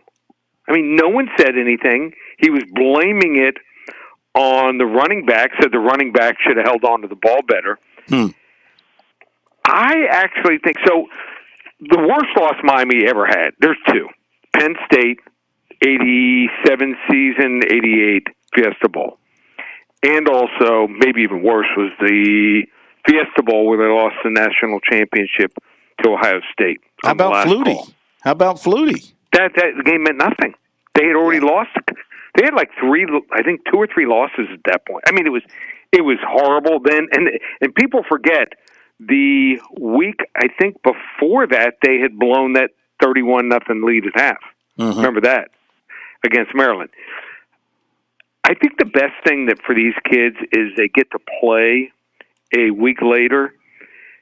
If I was the coach, this is me, I would have said to my team, after he figured it out maybe an hour later, I'm going to maybe donate my salary for a month or a game at least. And you know how kids get punished for not going to class or showing up late to practice? I'm going to show up at 5 a.m. in the morning every single day. That, to me, that's what I would have done. But I think there's talent there. I just think they played a horrible game. Turned the ball over 5 times. The weather was miserable. Georgia Tech played their best game. I don't think North Carolina is that good. I think this is by far the best offense North Carolina will have faced, the best defense. Their defensive line, they're number 2 in the country in tackles for loss, and the best special teams. I think the week to fade Miami, and I'm not going to bet the game before the game. I'm going to watch the first couple minutes, see what happens the first couple drives. I think Miami's going to win the game 34-30. If I'm going to fade them, it's going to be next week against Clemson because it'll have been 2 weeks of absolute up and down roller coaster emotions for these kids. So you're taking Miami. You're getting the 3. I'm taking Miami 34-30. Miami in Chapel Hill. And if let's also look at the line real quick. If Miami wins the game against Georgia Tech, and I'm talking about just 20-17, they just take the knee. Yeah. I think this is a pick'em game. Now you're getting 3.5, 4 points. Okay, makes sense if they can recover. Because right. You know, and something else I would have done. Did you watch the Chicago Bears game? Not yesterday, last Thursday. No. Well, they were down and out. What did they do? They won the coin toss and elected to receive and took the ball 75 yards for a touchdown. That's what I would do. I would take the ball if you win the coin toss. Mm-hmm. Try and put some points on the board early. Yep. Get some good feeling going. Okay, let's whip through these other ball games. Lee Sterling, ParamountSports.com. Let's go to Alabama, favored by 19 against Arkansas. I think the love affair for Sam Pittman out there in Fayetteville is probably faded away by now, right? Yeah. Linebackers just not good. They've given up 189, 196, and 204 yards the last 3 games, all SEC games. You got to at least hold your own if you want to battle in the SEC, and they've only gained 42 and 36 yards. Blowout city. Romper room special. Alabama, 42-14. All right. Tennessee, Texas A&M. Tennessee favored by 3 in Knoxville. Yep. Tennessee needs to set up their passing game. They can't just sit there and go out there and have success if they are 3rd and 6 or longer. And the problem is you need to gain 5, 6, 7 yards on first down. Texas A&M's run defense might be the best in the country, only allowing 84 yards per game, 2.6 yards per carry. I just don't trust Joe Milton. 3rd and 6, 3rd and 8, 3rd and 10. They'll have occasional success, but not enough. Wrong team favored. No. A&M outright, 30-26. Come on. Okay. Yep. Let's go to Gamecocks, favored by 2 at home against the Florida Gators. Florida hasn't covered back-to-back games since week 9 and 10 last year. They covered last week barely versus Vanderbilt, so you know what that means. South Carolina 2-0 straight up and against the spread. Both home games this year. They have a bye to prepare for Florida. Revenge for last year's 38-6 loss. Florida outscored 57-25 in their 2 road games and averaging just 6.6 yards per play. We know South Carolina offensive line is suspect, but the Gators only 105th out of 133 teams in sacks. South Carolina riding the Gamecocks here, 34-20. Look at you. Look at you. Yep. And your free play, and give the number, the free play, Kentucky laying 2 against Mizzou. They want to get it for free. Be one of the first 5 callers. Call right now, 800-400-9741, 800-400-9741. And how about this, Phil? We are 47-22-2 this year. This will be my first 40 to 50 unit play of the year, first best bet in college. We already hit our 45 unit NFL game. These come around maybe once a month. We're a documented 62-20 the last 15 years on these plays. Not October, Locktober. 3 weeks of games, 247, ParamountSports.com. Fantastic. You have a great weekend. We'll talk to you next week. Big Pat will be down your way next week. So you two can party down in South Beach. No, we can't. We can't. I'm going to Chicago. My daughter's singing the national anthem for the Chicago Bears game. Get out of town. Well, you are getting out of town. Fantastic. I am getting out of town. All right, guys. Have a great trip. Thanks, Thank you, buddy. You too.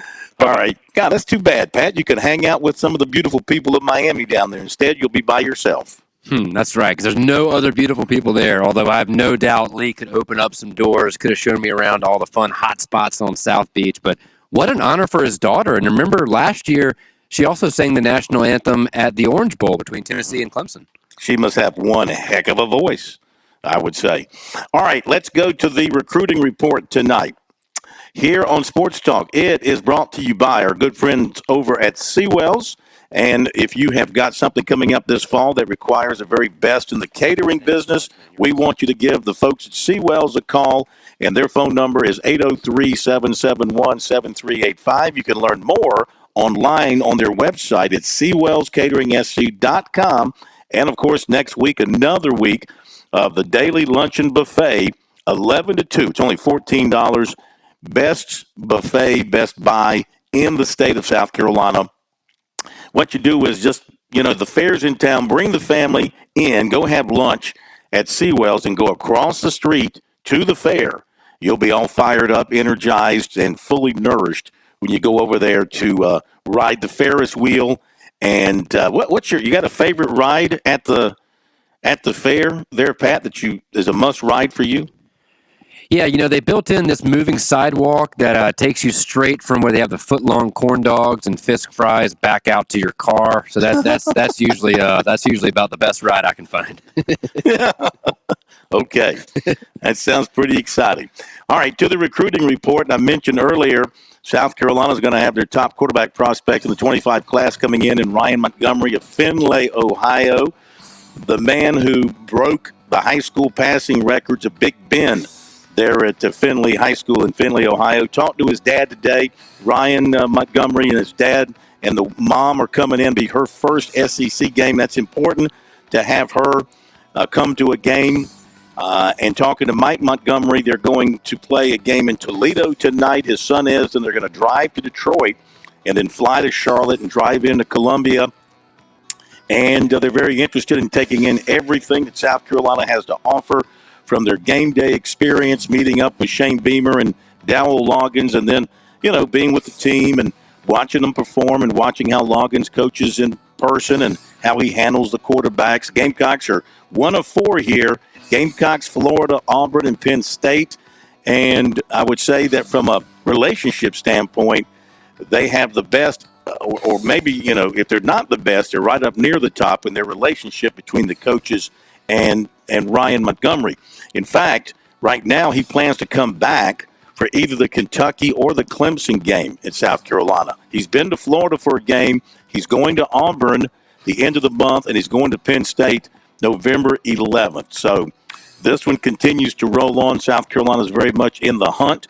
Belton Honeypath running back Marquise Henderson, 5'10", 170. He's got 16 offers at this point. Would love to see Clemson and South Carolina join in.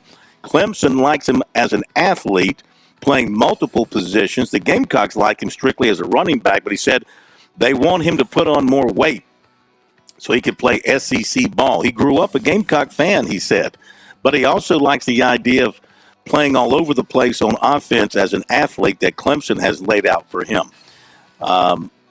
He has been to Clemson for a game, and he's been to South Carolina for a game so far this season. And the two of them, he sees a lot of similarities, the family atmosphere, the relationship with the coaches. So not a lot of difference in his feeling about the two at this particular time. He said right now from his offers, Vanderbilt, Cincinnati, Georgia Tech, Virginia Tech, and NC State show the most interest, and he plans to visit Virginia Tech on Saturday. He also plans to get to games at Cincinnati and Vanderbilt. 2025 safety Jonte Gilbert of Atlanta cut his list to 10. USC, Clemson are on it. The others are LSU, Auburn, Colorado, Tennessee, Georgia Tech, Texas, NC State, and Southern Cal.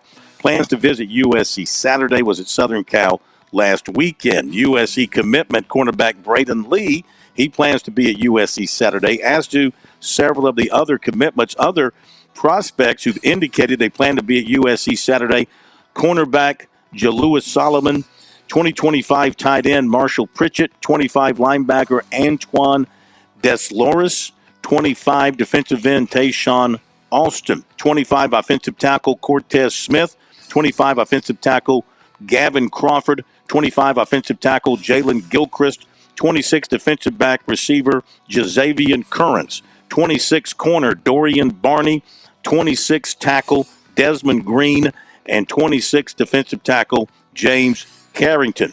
Per his dad, receiver Braylon Staley of Strom Thurmond, who played last night and won, is a Tennessee commitment and was offered by USC this week. He'll be at Tennessee on Saturday. They've not yet discussed visiting USC, but they have been in touch with Justin Stepp, the receivers coach. USC target running back Daniel Hill, Meridian, Mississippi, had talked earlier in the week about possibly coming to USC Saturday. He is not going to make it in for the game. And let's see, wide receiver in the 25 class, Stephen Collier, River Bluff, and 25 receiver Jaden Sellers of South Florence, offered by East Carolina. 2 basketball players to visit USC tomorrow in the 25 class, 6'8" Sadiq White of Charlotte and 6'4" Isaiah Henry of Harrisburg, North Carolina. Blythewood native and one-time USC target, 6'4" KJ Green of Atlanta, committed to UCF. 2025 Combo guard Caleb Evans of Lexington will visit Virginia Tech Saturday. And in baseball, shortstop KJ Scobie in Lakeland, Florida, commits to USC for the 24 class. He was once committed to Louisville. He comes very highly regarded.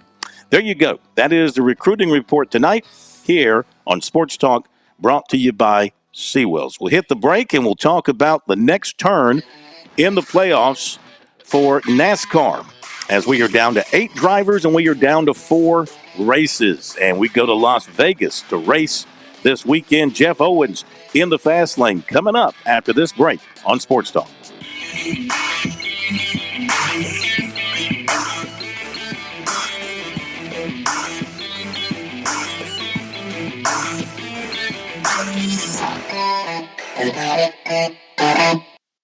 Investing can be like a puzzle. There's so many pieces to consider, and it can be hard to know where to start. But with the right guidance, you can put the pieces together to create a winning strategy. That's where Founders Investment Services come in. Our team of financial advisors can help you navigate the complexities of investing and create a personalized plan that fits your goals and risk tolerance. We'll work with you to identify the pieces of your puzzle and how they fit into your financial future. Call 866-739-7064 or visit foundersfcuinvestments.com to learn more about how we can help you take the first step towards reaching your financial goals. Securities offered through LPL Financial. Touchstone Energy Cooperative members save more on electricity, and members save more on insurance, groceries, healthcare, restaurants, travel, concerts, and sporting events through Co-op Connections. Touchstone Energy is an alliance of the member-owned electric cooperatives, and as a member, the power is yours. Experience the power of co-op membership with Touchstone Energy and find out how much you can save on electricity and a whole lot more at touchstoneenergy.com. George Bryant here with Tsunami Bar Sports, and wow, Tsunami Robbie, there is now an amazing technology that you can use when you train receiving large game without having to endure pain. Please explain. George, that is the magic combination. I have 3 simple words to define that entire concept. Stimulation, not annihilation. Regardless of your training goals, there is a level of stimulation that is optimal for your desired gains. Tsunami Bar's flexible bar technology meets these demands because the user determines the level of stimulation with the amount of speed and force they impart into the bar or training device. Hey, this is Phil Kornbluth. The Tsunami Bar is a terrific training device, whether you're working on your fitness or your golf game. It's convenient, it's easy to use, and you won't feel beat up afterwards. Be sure to click on the digital ad on SportsTalkSC.com and get 5% off any order using promo code BBB5. Don't wait. Order today. Your home is where your memories live.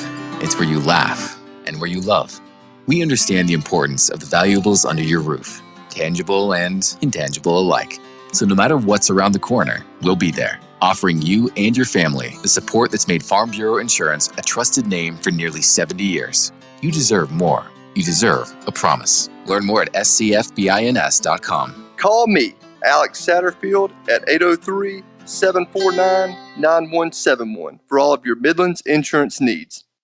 You've put in the work for your education. The extra early, extra late, extra work. That's because you understand education opens doors to better pay, better opportunities, and a better you. Being educated about playing the lottery is no different. It helps you be a better player, one who knows when to play and when to take a rain check. The lottery's a game, so let's keep it fun. Learn more at sceducationlottery.com/betteryou.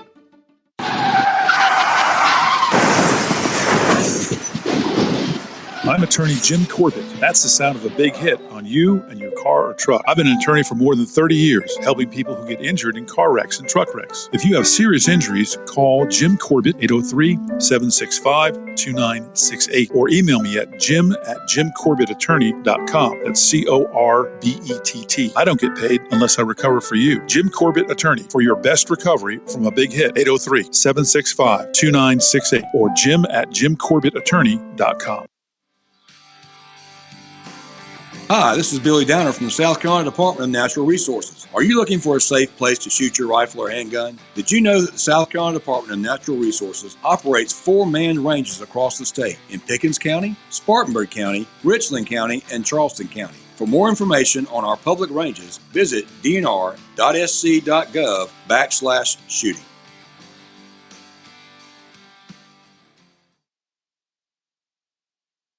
Love it when it's far wide, love it when it's fast, love it when the leaders talk, the pack is moving past. Love it when they make you lots and lots of noise. Can't wait to hear these doubles say, boogity, boogity, boogity, let's go racing, boys.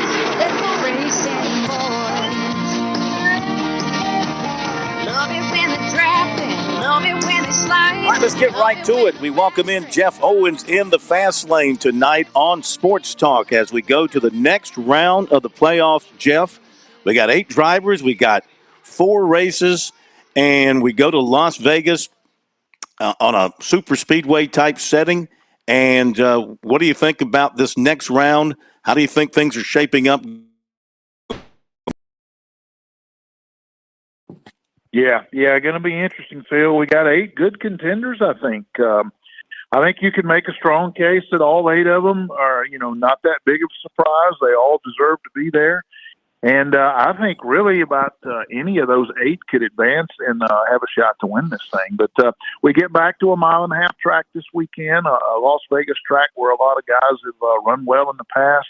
Back to that traditional sort of racing after being at Talladega and on a road course last week. This is a track where the Hendrick cars dominated back in the spring. They swept the top 3 spots with William Byron winning, and Kyle Larson was also really strong in that race. So I'd look out for those guys this weekend. But I'm sure all these guys, playoffs or not, are probably really happy to be going back to a 1.5 miles after a couple of rough weeks on the restrictor plates and road course. Yeah, I would say so. And this is a place where, much like Atlanta, I guess, Michigan, you can just put the pedal to the metal, let it go?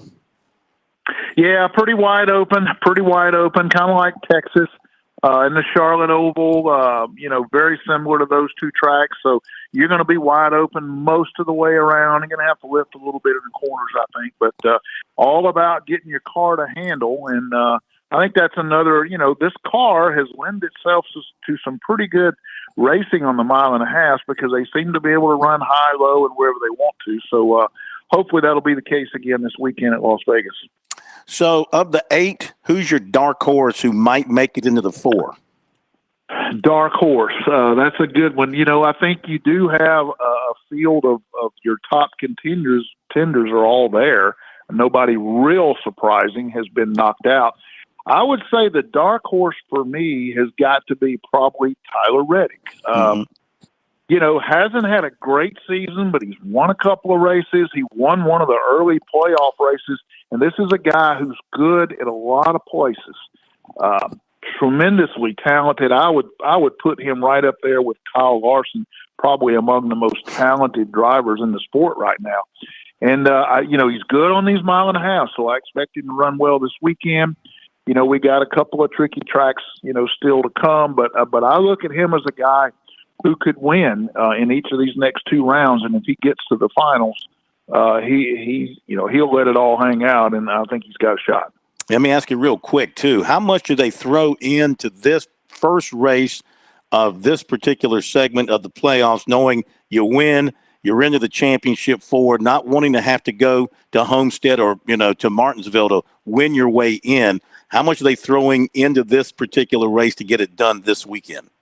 Yeah, I think this is a big one for all of them because they all believe that they can run well on these kind of tracks. And if you're a Hendrick Motorsports or one of the Toyota teams that are used to running well on these tracks, you're going to go all out to try to win this race because that takes a ton of pressure off of you. And then you can sort of get ready for the next round and focus on Phoenix a little bit, and get through that next round coming up. But yeah, I think a win in the first race of the next round is huge for whoever can pull it off.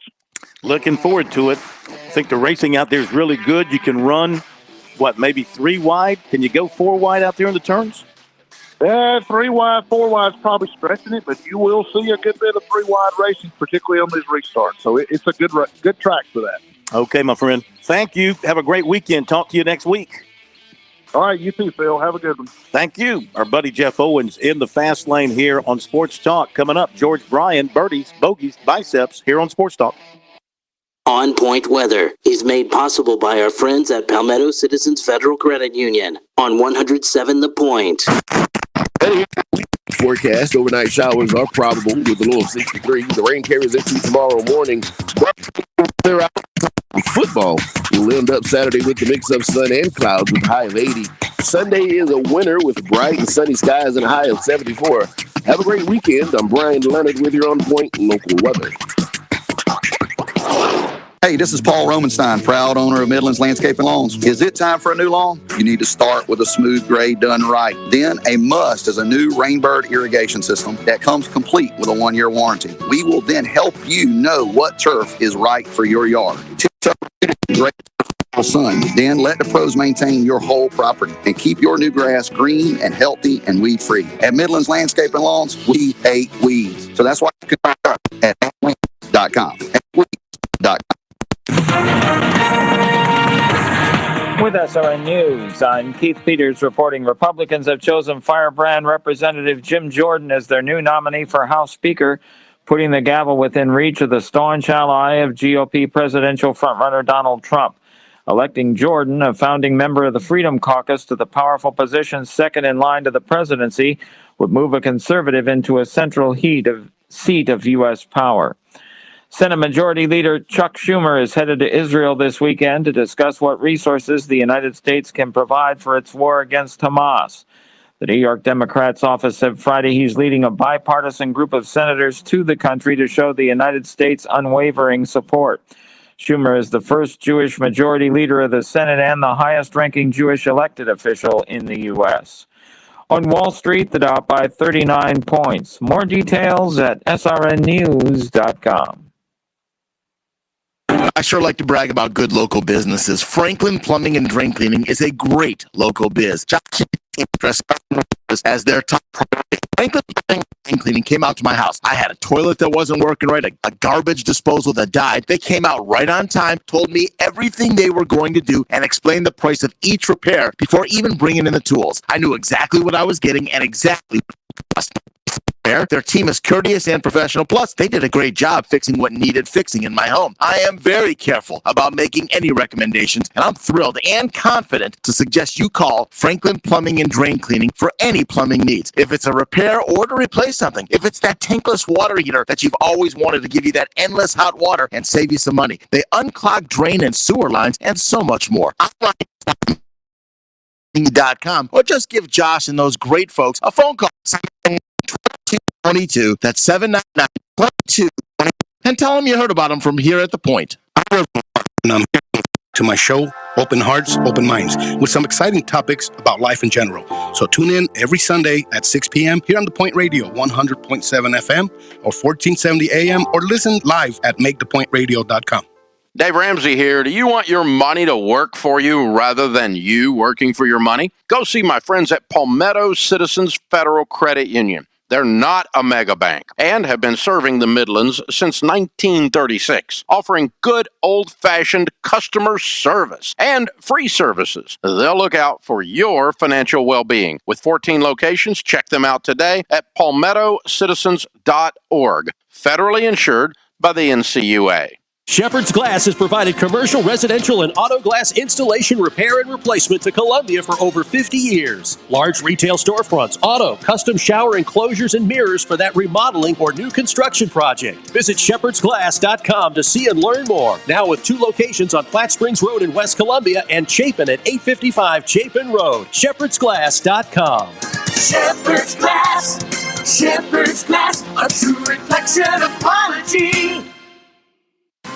Hey, it's Jay with the Cigar Militia, Columbia's premium cigar store. Have you noticed the change in weather? Some people call it fall. We call it cigar smoking season. Or better yet, it's football weather. Come in and check out our humidor and do what I do and get your go-to stick or try something new. We've got an awesome staff willing to walk you through and help you find your new favorite. And besides, you're going to need some celebration cigars for when your favorite team wins the big game. The Cigar Militia, 1410 Colonial Life Boulevard. Hi, this is Joel Lurie. I'm the host of Health Matters every Monday morning from 9 to 10 right here on 100.7 The Point. Join me as we talk about issues impacting your health and our community. It's Health Matters every Monday at 9 a.m. right here on The Point. 4. Straight down the middle. It went straight down the middle. Then it started to hook just a wee. When my caddy lost sight of it, that little white pellet has never been found to this day. But it went straight down. It is a Friday evening here in South Carolina, heading into a very nice weekend in the fall. Along with the football, you know what you got. You got a great opportunity to get out there on the links and enjoy the great game of golf here in the state of South Carolina. Nobody better to set the stage for you than our man George Bryan III as he joins us here on Birdies, Bogeys, and Biceps around the state of South Carolina. As we welcome George in, let's update the leaderboard in round 2 of the Shriners Children's Open out in Las Vegas at TPC Summerlin. And right now, your leader is Cameron Champ, and your leader is Lanto Griffin. Champ is in the clubhouse, 12 under after a 67. Griffin is on the course at 12 under after a 64 yesterday. Henrik Norlander is a shot back after a 64. He's at 11 under. Nick Taylor, JT Poston, they're next at 10 under par. Poston still on the course. Taylor had a 67. Locally, Matt Neesmith, 69. He's 4 under. The cut projected at -2. Looks like a good weekend for him. Doc Redmond also looks like he'll make the cut, 3 under par after a 68. Ben Martin is on the cut line right now at 2 under. He is still on the course. He's got about 6 holes to play, and he's at 2 under, does not need to back up. Andrew Novak finished with a 70, even par. Carson Young at +3 after a 72. And Tommy Gainey is at +6 after, you got to give him, as we welcome in George, you got to give Two Gloves credit here, George. For whatever reason, struggled yesterday with an 81. He's come back today. He's 4 under. He's not going to make the cut, but he's bouncing back after an awful day yesterday. He's 4 under with 5 holes to play. Oh, excellent. Two Gloves never packs it in. He always gives it his best. And I had the privilege of having a meal with him in Jackson, Mississippi on Sunday. In fact, we had breakfast together. Nice. And he's rolling. He's playing really good, and he's in this week on a sponsor's exemption. But I tell you what, he's one of the first that I saw play with Two Gloves, and he's great for the game. A little bit unconventional, but a crowd favorite. And I'll tell you, it's one of the first things I noticed is as he got his status. Actually, before he got his status, he was on, at the time, I guess it would have been called a buy.com or he was a fan favorite and also a Pro-Am favorite. And I asked him, even way back when he first got his status, the folks love playing golf with you. What's up with that? He goes, heck, George, I love playing golf with them. Huh. It's a tremendous opportunity just to be out here. It wasn't long ago. I can remember not too long ago just being very happy with $8 an hour and a factory job. But this is a lot better, and his attitude is golden about the fans and the game.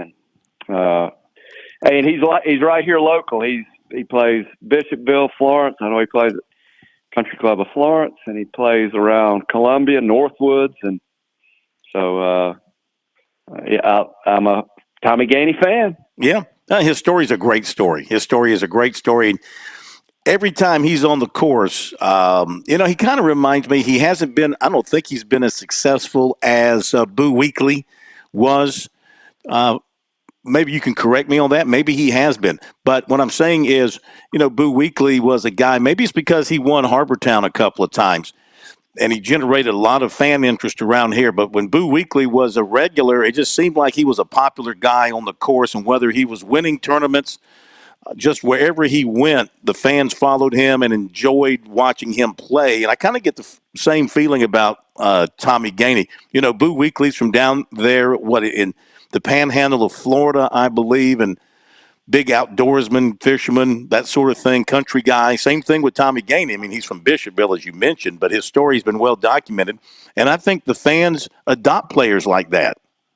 Oh, no question. I had the privilege of playing a U.S. Open qualifier with Boo, and Boo did have considerable success, and some would remember a Ryder Cup at the PGA venue that Tiger had it's slipping my mind now, up in Kentucky, and he and I think it was Bubba got paired together, and was just a lot of fun to watch. But he won several tour events. The best ball striker I ever got a chance to watch and play golf with, tied there actually with Jay Haas, but a fan favorite, just as nice as he would come across in an interview. That's the same man that I spoke to on numerous occasions while Wesley's been on the tour. And even though Boo's not playing a lot lately, I think he's kind of warming up for the senior tour. I am confident he's fishing and hunting quite a bit, but always a fan favorite. And some of the talk at Jackson this past week, speaking of fans, was the fact that Lexi Thompson is in the field here at Vegas, and whether one of the things that is kind of interesting is Tommy Gainey is playing on a sponsor's example. Let me mention, since you brought her up, for 86th, 73.69. So she's even par. Probably not going to make the cut, which is projected at -2, but 73.69 for her. And that's excellent golf. And it's probably going to take 2 or 3 under to make the cut. And so some of the conversation, at least that I picked up, is, why would she get the sponsors exemption in the field? And in my opinion, the sponsors, they're the ones who put the money up for these guys to play with. And I think it's their choice. Tommy Gainey.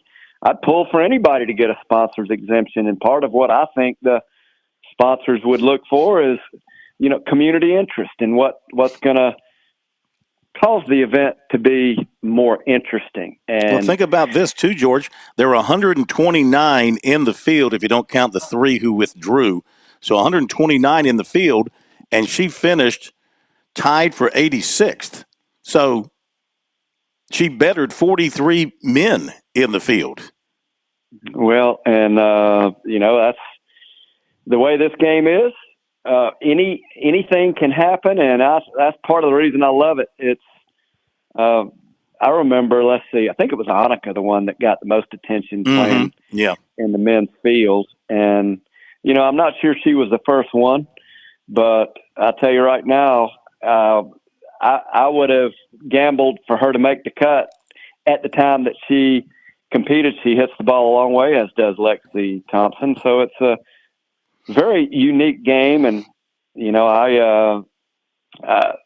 an women should be. Didn't they have Annika? Didn't they have Annika playing? Didn't she play in like the Colonial?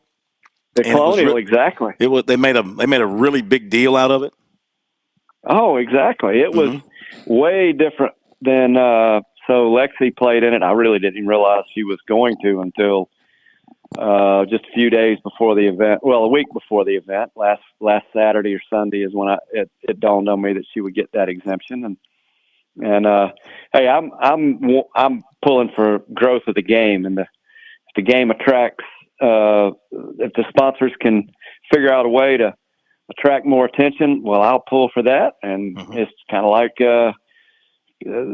putting fans in the seats for the college football games. I mean, this is sports, just entertainment, and the game.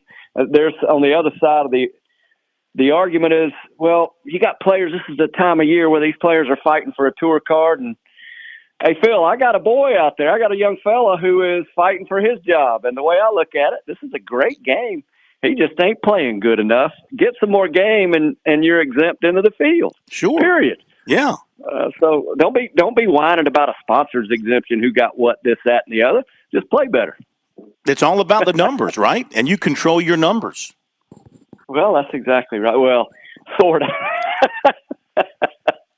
Sort of. I don't think anybody. That's something else about the game. Nobody really has total control. We think we do. I got the telecast going, and I watched Lanto Griffin. He whiffed on about a 3-footer, and he's number one putting in the field, and it looked like a fairly straightforward putt. So, the game doesn't discriminate. Everybody gets the same treatment. Mm-hmm. All right, let me hit this up real quick. While we're talking about competition. We've got a college golf tournament over in Georgia. They're playing in Alpharetta. The Golf Club of Georgia, the Lakeside course. This is the Golf Club of Georgia Collegiate. East Tennessee State is your leader, 13 under par. Virginia is next at 10 under. Wake Forest is at 7 under. And then you've got Clemson in a 15-team field. The Tigers are tied for 12th. They came in today at even par, 288. So they got a little bit of work to do to get back in this thing. And the Tigers today were led by, looks like, Jonathan Nielsen. Nope, I'm sorry. Andrew Swanson. Andrew Swanson tied for 13th. He's 2 under. Jonathan Nielsen tied for 26th. He's 1 under par. So we got that. And then, of course, earlier this week, you had the Jackson T. Stevens Cup match out in, where was this played? Jackson T. Stevens. South Carolina was in this thing, and I'm trying to see where it was played. Anyway, they had stroke play, and then they got into match play, and the Gamecocks were the number 4 team after stroke play, and they played Stanford in match play, and they lost 4-1. So, as good as and Rehnquist was the lone Gamecock to win. She won 6-4. So here, George, we talk about this USC women's golf program and having a chance to accomplish championship level nationally, but they time and again they run up against these teams, especially maybe from the West Coast, and they come up short. And what do you think about what they've got to do? Yeah. Well, this is the fall, and in my mind, Coach Anderson, she will these losses. Bobby Jones always said, and he's the first one. I didn't understand it initially. It's not from the defeat, not from the victories in which he learned the most. It's rather the defeats. And then look at this as a negative. I'm pretty confident she'll be looking at it as a opportunity to learn what has to happen by the time the spring gets here. They've got the off season. That's the other odd thing about golf. Here we are in mid-October, and NCAA's and when it counts really doesn't get warmed up until May. So there's a lot of time to get better. She'll use this time as, hey, we got great coaches. We had them on the show. It was really cool. We'll try to do that again last spring. We had both Clemson and South Carolina on the show at the same time. I appreciate that, Phil. So both these coaches are spectacular, as all are on the men's side too. Coach Bird, Coach McDonald, Clemson and Carolina. They're veteran coaches, and so it is pretty. I love it that we have now match play integrated into college golf, and I'm a fan with the way the game has been. I think not only do we need match play, we need some Stableford formats, and I really think it'd be cool to have team Stableford formats. Look at what interest the Ryder Cup generates. So different formats, team. I think that's on the horizon somewhere, and it could be that the live golf influence could stimulate that. And yeah, I don't know if you recall. Actually, you've got to remember the Wendy's mixed team championships. We got holidays just around the corner. Used to be referred to by both tours as kind of the silly season, where they would play these skins formats and things really entertaining. I would so lobby for something like that to happen again. And golf is such a game that the mixed team is intriguing. In fact, I was watching the Dunhill Cup. I guess it was on the DP World Tour, and I know it was a Pro-Am, but we were this past weekend watching the amateur women partners mix it up with, within the men's field. And so I would be a fan of that. The game's too diverse to just stay locked in on stroke play. I get bored with that. Everybody really plays well. I'd love to see some of the diversity in the formats that we play. So that's my opinion, Phil. Let me share this with you, too. I was just looking at the schedules to see what's coming up. And by the way, for the USC women, that was their last event of the fall, playing in that event. And it was actually in Dallas. And they finished, like I said, tied for fourth in stroke play. And then they faced off against Stanford and lost 4-1 in the match play. So they're done for the fall. There is going to be, you might like this, George. I was looking at the South Carolina men's schedule, since Clemson we know is playing. There is an event coming up at Daniel Island for the colleges. It's going to be the Daniel Island Intercollegiate starting on October 29th at the Daniel Island Club down in Charleston. Are you familiar with the course? Absolutely, and it's something that if anybody out there is listening, call the golf shop, make sure it's green light. But you can go watch some of the best players in the country at this age, best in the world, play in Daniel Island. Oh, what a beautiful place, beautiful golf course.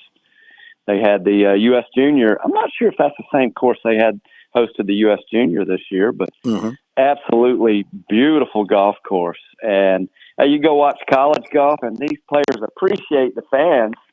And I think it's always been incredibly entertaining because you can mix it up. They'll speak. They have personality. They don't get into the robo-pro mode where they got to be so serious. Although I have to admit, at the college level, there's plenty of emotion, and it's completely different watching the men from the women. Definitely in my opinion, the girls show a little more emotion, both top side, I'd say the happy, and they're not too upset about it. The guys, on the other hand, they show it all. They get pretty happy, pretty fired up, and pretty upset. So I strongly recommend calling the golf shop at Daniel Island, making sure you have the green light. But if you get out there and somebody asks, tell them Phil sent you. Yeah. Well, that too's going to wrap up the fall season. So what do you think when these coaches, these college coaches, they wrap up their fall seasons, they know the big prize awaits them in the spring. So what do you think they want their players to do here in the fall and early winter? They want them to play in as many tournaments as possible, or just go and work on their game individually and come back with a better all-around game than what they left with at the end of the semester? Well, I've always believed that in following and studying the greatest players and then the greatest coaches, they'll use this as off season. Some of them need rest. Some of them, they play a pretty hard summer. They go right into fall, play a very aggressive fall schedule. Some of the players will need a little rest. Some of the players need to work on their school books.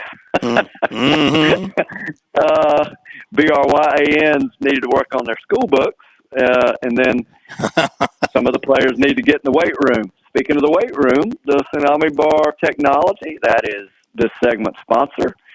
Tsunami Bar is technology that a number of the college programs already have and utilize. And it's live weight. It's not as abrasive for the muscular skeletal system, and these players can stay their game improvement program, keep working on that golf swing while they train and get their body stronger in the off season. But some of the players will. The coaches will send them and try to get them to compete in some of the amateur events off season. I don't see that as much as in the larger programs, but and then some of there are a few of the players that put the clubs away just take a complete break from the game.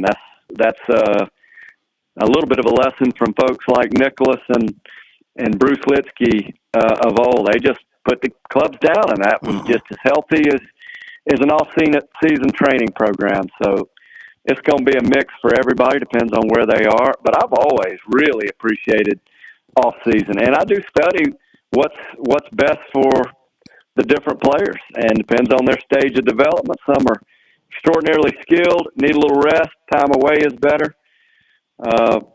Some not. Some need to work on their grades and work on their game and get more rest and get stronger.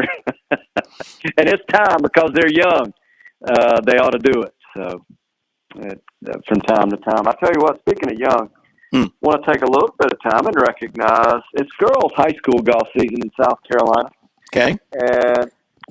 And let's see, I'm going to go number 1 ranked Chapin Eagles.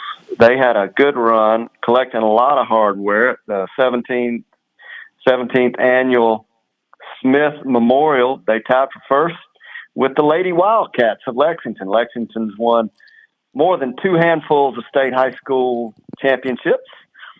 And let's see, they also tied with the Lady Gators of River Bluff. River Bluff came in third.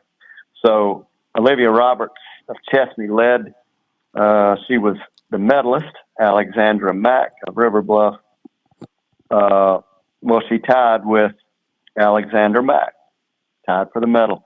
Mia Andrade of Chapin finished third. Caitlin Games of River Bluff finished fourth, and Lily Reed Black of Chapin, she tied for fifth with Addison Langdale and Karis Clampett. So region and state championship play will begin this week, and we'll be keeping up with that. And then some pro golf, Mid-Carolina Club, which George G4 and I had the chance of playing a little bit of golf there last week. Scott Crouch, Bert Cromer, they do a great job there. Also, Mike Arthur is a legendary golf pro. That they do a wonderful job at that club. And they hosted the first annual Kisswire Pro-Am, benefiting first responders. There was a full field. Bert Cromer, host pro, was the individual medalist. Finishing second, Jerry Haas. Third, Davis Hollins. And congratulations. So it's cool. It's pretty cool when the host pro wins his own event. It's a little tougher to play great at home than most people would think. So hold on one second. Let me see. I think I whiffed on Jerry Haas finishing second. Aaron Black finished second. It happens. You take your eye off the ball. That's what happens. You raise your head. You take your eye off the ball. You can whiff. Believe me. Yeah, and by the way, my eyes aren't as good as they once were. And, in fact, they're nowhere near like they once were. And so that's I like to we covered some pro golf, college golf. This is junior golf, high school golf. This is the time of year in pro golf, though. These players are fighting for their jobs next year. Mm-hmm. And the RSM is down at Sea Island, Georgia. That is only 3.5 hours away. That's the final. I think that's the final tour event of the season, and that's where all the shuffling will take place. And I'll tell you what, look at your calendars and make plans. You might either Daniel Island, Charleston, RSM. That's a little later, a few weeks later. And on a final note, I got to throw it out there. I was about to do it if you didn't, George. I know what you're going to say. Take it away. No, you bring it up, Pat. Hey, man, mad props to George, and now GB4 will get his first PGA start coming up soon. He has received a sponsor's exemption for the Butterfield Bermuda Championship coming up in early November. So big congratulations to him. That is huge, and I'm sure, George, you'll be there as a proud papa. Why'd we save that for the end? That should have been the lead. Perfect. Never bury the lead. Hey, no, that was the tail, and Hey, until next week, thank you, Patrick. Thank you, Phil. Tee 'em high, but shoot 'em low. All right, you too, George. Congrats to the family. Another one on the Pro Tour, on the PGA Tour. That's fantastic. Pat, thank you. Thank you, everybody. We'll see you at 10:05 for the scoreboard. Have a great night. To happen here, thank you for pushing the button. I thank you. Programming thanks you. America thanks you. WQXL Columbia, W264DM.